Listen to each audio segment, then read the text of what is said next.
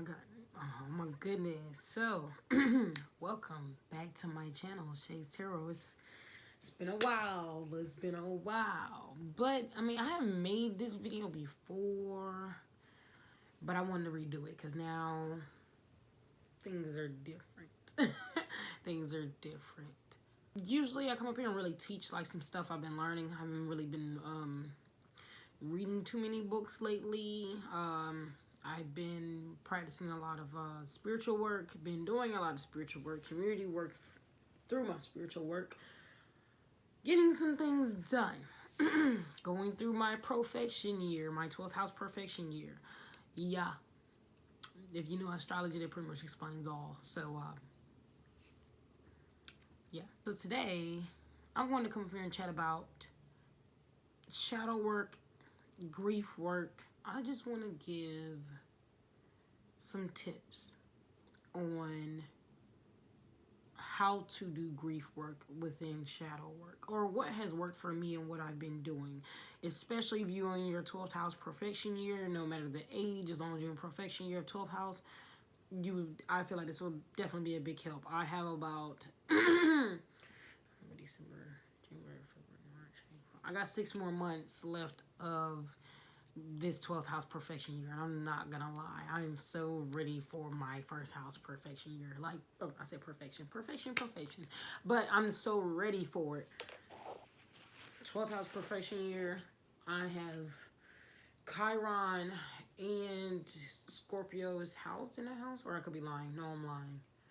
12th house, I'm a rising Sag. 12th house is Sagittarius. I may be mistaken. Chiron may be in my house, but I have Pluto in that house as well, already in retrograde. So things have been real crazy, especially in the death and rebirth segment, you know?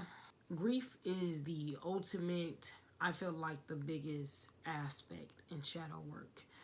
We always talk about facing our shadow selves and diving into it and choosing to dive into it, but we don't really talk about how sometimes you just don't have a choice to dive into shadow work, and how crazy it really is when you're dealing with grief, and being spiritual and dealing with grief is like, yeah, you know, it's a whole different level, especially when you're very gifted and you are able to, you work for the other side, you deal with the other side, period, or even knowledgeable about the other side. It makes grief and shadow work very extreme. It can get very extreme. Dreams, visions, things like that. When dealing with grief and doing shadow work, definitely advise. Now, I didn't journal anything, to be honest. I did a lot of readings on myself. You can read on yourself. Don't matter if you're not a tarot reader. You can read on yourself. You can get oracle cards, especially for those that don't want to get deep into the, you know, the detailed imagery of tarot. You can get yourself some oracle cards, like simple oracle cards, like for example, the New Orleans, this type of case, but the New Orleans oracle deck. This is one of my favorites, and this is pretty straightforward. And I feel like doing readings, oracle readings for yourself during shadow and grief work is like the best thing ever, and it can get everything out. You're having a conversation right back with spirit. So I feel like this is a great one. You know, you see the bottom flow. End of cycles. We got abundance. We got success. Like, you see what I'm talking about? If you like this imagery, I definitely recommend it. Me personally, through shadow work, through grieving, reading oracle cards has really helped. And it's not like we're trying to please your mind or hear what you want to hear, but there is positivity at the, you know, light at the end of the tunnel kind of thing when talking about grief and shadow work. Another thing that's part of grief and shadow work is to cry it out. Cry it out. You can fight it for long enough, but there's no point. Grief work works best for if you want to go to according to the moon. Grief work works best for any time the moon is in a water sign, I feel personally.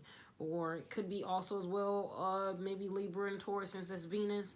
But I feel like mostly water signs. Like, we just had this full moon in Pisces. That was very intense. If you were wondering why this past weekend you were crying up to Monday or breakdancing up to Monday, that was a factor. But that was bringing things out. Full moons bring a full, you know, luminosity, I can't talk, but full view to your life and deep down, and what it really means, what you really go for, what you're trying to look for, what do you seek.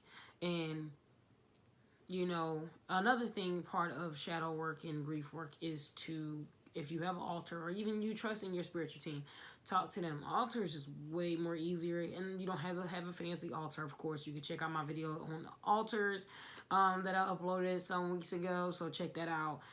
You can also check out the videos on how to start one, how you don't, you know, altars on a budget and things like that. An altar is definitely where you can go to cry at. I cry at my altar a lot. I either cry at my altar a lot, or I'm turned up playing music, or doing some other things I'm supposed to do. But grief and shadow work in front of your altar, lighting those candles, connecting with them, feeling their presence, is really a big help. So I would definitely advise that as well. If you can't make a big altar because of your living situation, just go buy a candle. Dollar General, Dollar Tree, Family Dollar. Buy a candle and light it for yourself, and just sit around a candle. Right, old school days, like, you know, like they did with the British are coming. But during that time where they were writing and the candle was next to them, take moments like that. If you do love writing, write.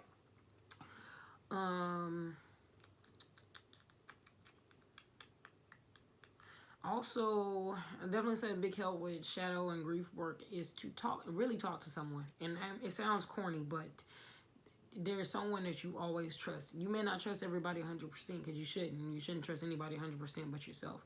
But if you have a partner, you have somebody, talk to them. You know, somebody that relates to your story. I will definitely say that to help your grief work and your shadow work. Talk to someone that relates to your story, that's been through your story, that understands your story, you know, completely. I feel like it's better to talk to people that experience the same grief, the same shadow work or shadow periods that you also felt, you know, because, yes, I'm not saying a person that hasn't went through it wouldn't understand, but you see what I'm talking about. If you could talk to someone that witnessed the same thing you witnessed, that been through the same things you went through, it's much more, it gives much more of the, you know, confessing my sins, you know, kind of thing, with to the pastor, to the priest, with, you know, 10 beads, you know, 10 rosemaries, so, or Hail Marys, whatever you call them. But it's almost like that. So definitely do that during your time of doing shadow work as well. Another thing we're doing shadow work and grief, especially grief could be around death and rebirth. So even deaths of family members,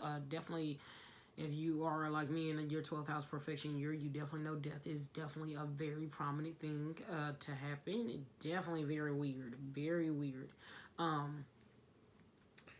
For your ancestors doing shadow work and stuff. Light candles from them the day you find out they passed. Days after they pass. Months after they pass.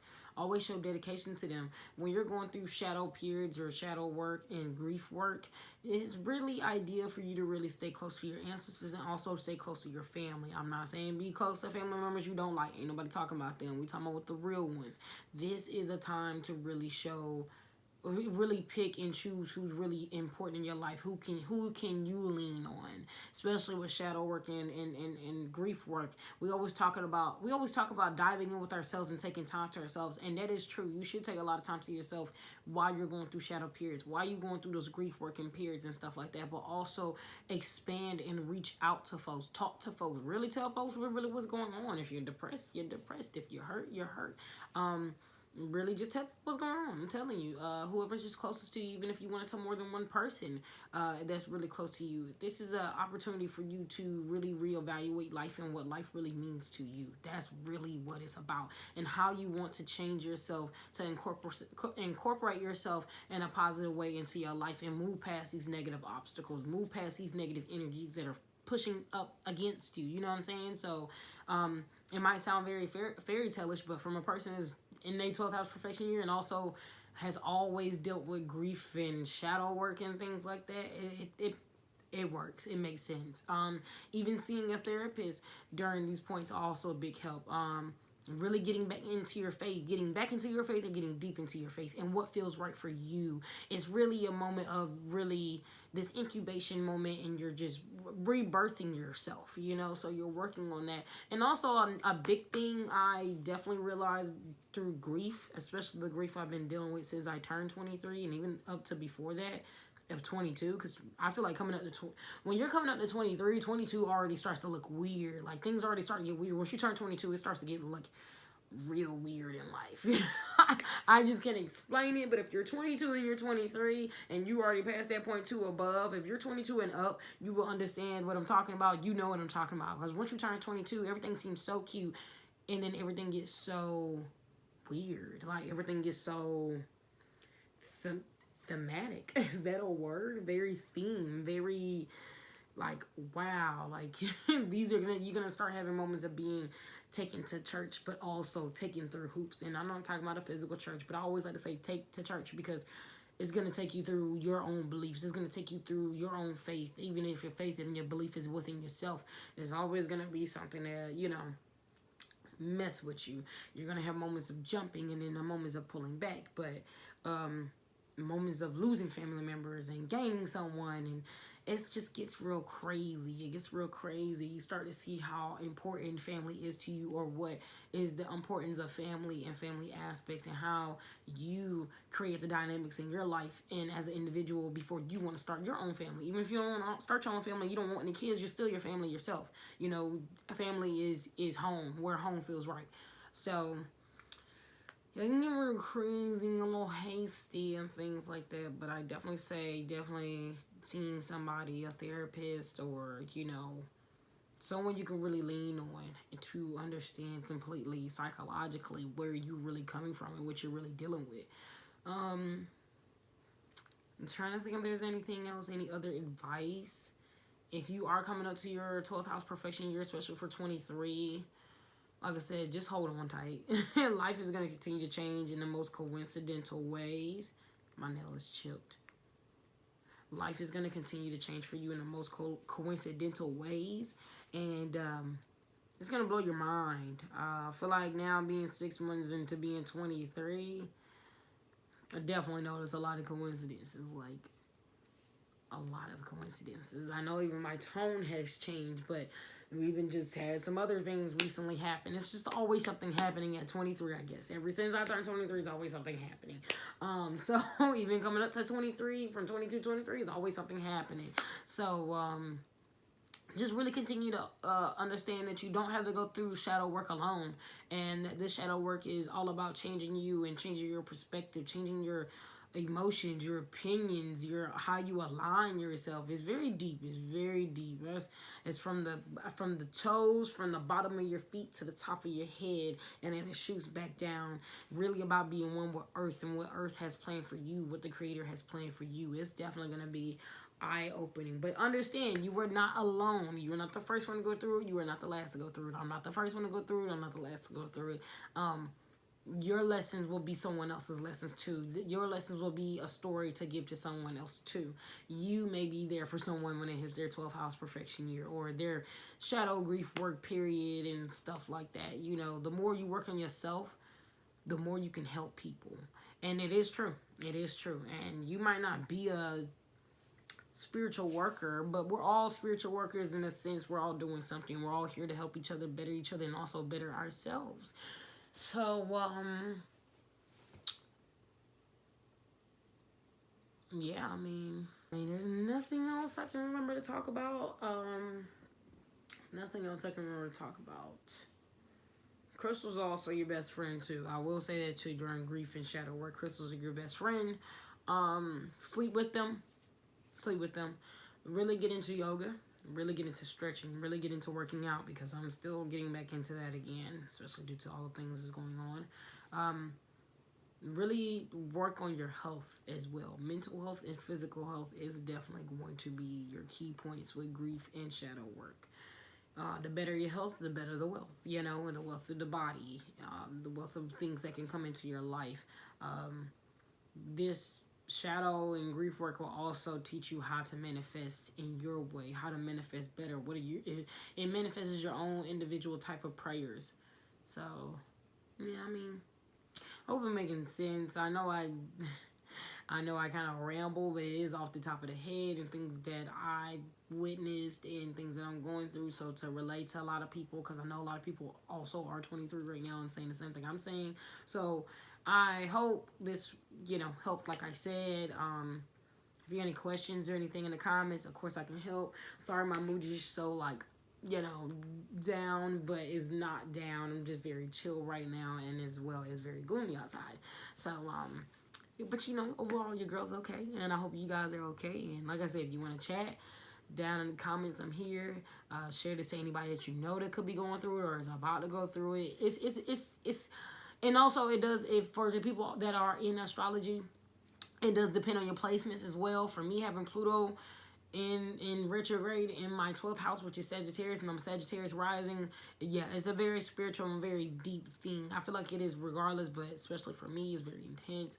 But depending on your placements as well, and depending on your life, it might not be that bad. Some people might have fun for their 23rd year. Some people might. A lot of people seem not to at the same time, because it's very life-changing. It's very opening. It's almost like you're going through being 20 again, but 10 times rougher. Maybe that's the way I can explain it. So, yeah. Like I said, and you know, all that I said earlier, like, comment, and subscribe. You know, thank you guys for almost 400 subscribers. I will say that is surprising. Thank you for being patient, because I am a Taurus and I do take my time. And yeah, so I'll see you guys later. Peace.